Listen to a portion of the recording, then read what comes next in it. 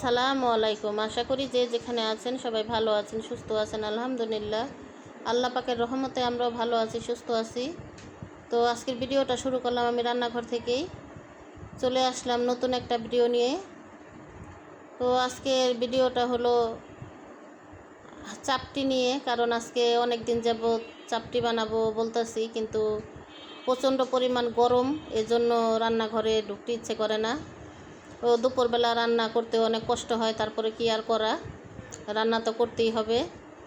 তো আর বিকেলে কোনো কিছু ওরকমভাবে করা হয় না, কারণ বাহির থেকে কিনাই নাই খাওয়া হয়। তো আজকে ভাবলাম যে চাপটি বানাই। তো সকালে আমি চাল ডাল এগুলা ভিজিয়ে রাখছিলাম, কারণ এখানে 2 পদের ডাল আছে, মসুরির ডাল, খেসারির ডাল আর সাথে চাল। তো এগুলো আমি দুপুরে ব্লেন্ডার করে রেখে দিয়েছিলাম। তো এখন আসলাম বিকালবেলা, এখন আসলাম ভাজতে, কারণ এটা আজকে আমাদের সন্ধ্যার নাস্তা। চাপটি আর সাথে আছে শুটকি ভর্তা। তো এখানে আমি পেঁয়াজ মরিচ এগুলা এখন লবণ দিয়ে মাখিয়ে নেব। ধনিয়া পাতা আছে সাথে, ধনিয়া পাতাও দিব, কারণ এই চাপটিটার ভিতরে না প্রচুর একটু ধনিয়া পাতা দিলে না ভালো লাগে। তো এখানে আমি একটু কালারের জন্য সামান্য পরিমাণে একটু হলুদের গুঁড়ি দিলাম, অল্প, কারণ তা না হলে এটা একেবারে সাদা হয়ে থাকবে। এই হলুদটা দেওয়ার কারণে না একটু কালার হবে। তো আমার ভিডিওটা দেখতে থাকুন, সাথেই থাকুন। ভালো লাগলে লাইক কমেন্ট শেয়ার করবেন, চ্যানেলটা অবশ্যই সাবস্ক্রাইব করবেন। তো এখানে আমি পেঁয়াজগুলো একটু মাইখা নিতেছি, তারপরে এটার সাথে মিক্স করব।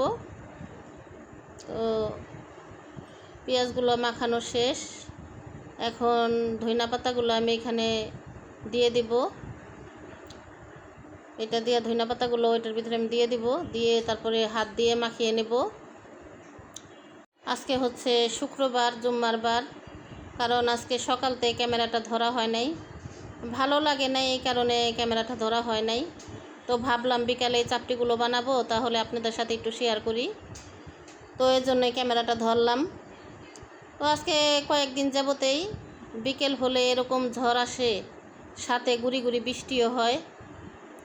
আজকে বিকেলে ভূমিকম্প হয়েছে, আপনারা কে কে জানেন কমেন্ট করে জানাবেন।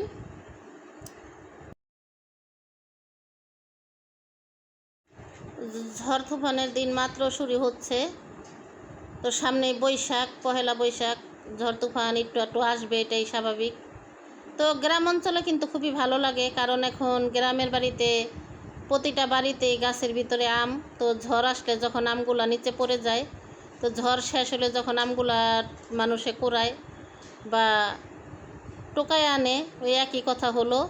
এই জিনিসগুলি কিন্তু খুবই ভালো লাগে, কিন্তু এইগুলা কিন্তু আমরা দেখিও না, আর আমরা বুঝতেও পারি না, কারণ আমরা তো শহরের মানুষ। আমরা কিন্তু এই জিনিসগুলো কিন্তু খুবই ভালো লাগে গ্রামের বাড়ি ঘর।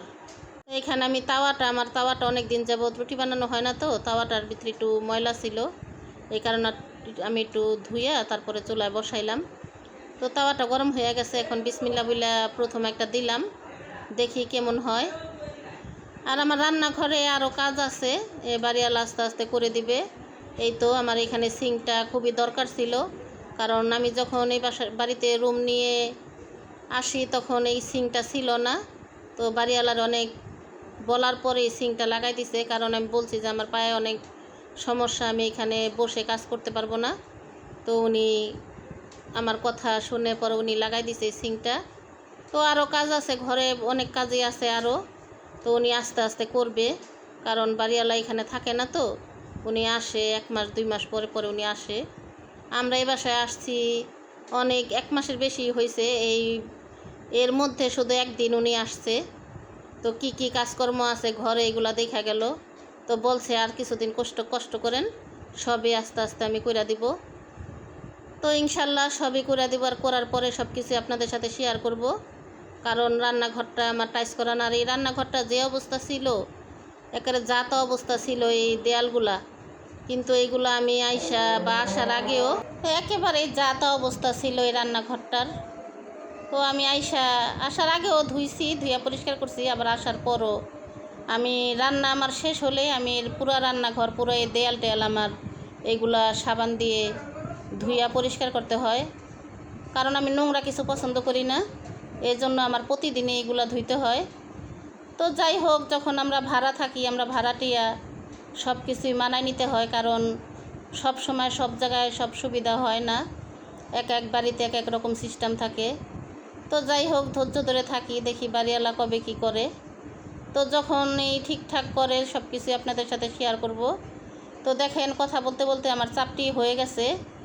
চাপটিটা কিন্তু অনেক মচমচে হয়েছে, আর এই চালের চাপটিগুলো মচমচে না হলে ভালো লাগে না। তো অবশেষে চলে আসলাম ঘরে চাপটি বানিয়ে। এখনও স্বামী আসে নাই, তো ওনার অপেক্ষায় এতক্ষণ ছিলাম, আস্তে আস্তে ভাজতেছিলাম যে উনি আসুক, আমরা একসাথেই খাবো। তো চাপটির সাথে কিন্তু ভর্তা আছে, শুটকি ভর্তা। তো ভর্তা অনেকগুলি বানানো হয়েছিল, আমার মেয়ে আবার দুপুরে বানাইছি, তো আমার মেয়ে ভাতের সাথে ভর্তা খেয়ে ফেলছে। তো এখন আমরা যাই আছে এগুলো আমরা চাপটি দিয়ে খাবো, কারণ ওর বাবা এখনও আসে নাই, উনি নামাজ পড়তে গেছে, এখনও আসে নাই। তো আমি আমার মেয়েই খাই। তো আজকে সন্ধ্যার নাস্তা খাই চাপটি আর ভর্তা। তো এখন দেখি, মুখে দেই, বিসমিল্লা বললা কেমন হয়েছে, কারণ ভর্তা তো আমি খেতেই পারি না, ঝাল খেতে পারি না।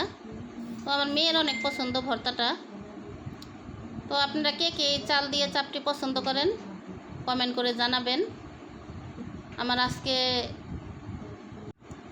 অনেক কথাই বললাম, অনেক কিছু আপনাদের সাথে শেয়ার করলাম। কথার মাঝে কোনো ভুল ত্রুটি হলে ক্ষমার দৃষ্টিতে দেখবেন। এই চাপটিগুলো গরম গরমে ভালো লাগে, কারণ যখন সাথে সাথে ভাজা হয় না, তখনই খেলে ভালো, কারণ মচমচে থাকে। তো আমি এখানে কয়েকটা একসাথে ভাইজা আনছি, তো আরও ফ্যানের বাতাস এনে রাখছি, তো একটু ঠান্ডা হয়ে গেছে, ওরকম একটা মচমচে নাই। তো কি আর করা, কারণ ওর বাবার আশায় কয়েকটা একসাথে ভাইজা আনছি, যে ভাবছি তিনজনে একসাথে বসমু। তো সবাই ভালো থাকবেন, সুস্থ থাকবেন, আল্লাহ হাফেজ।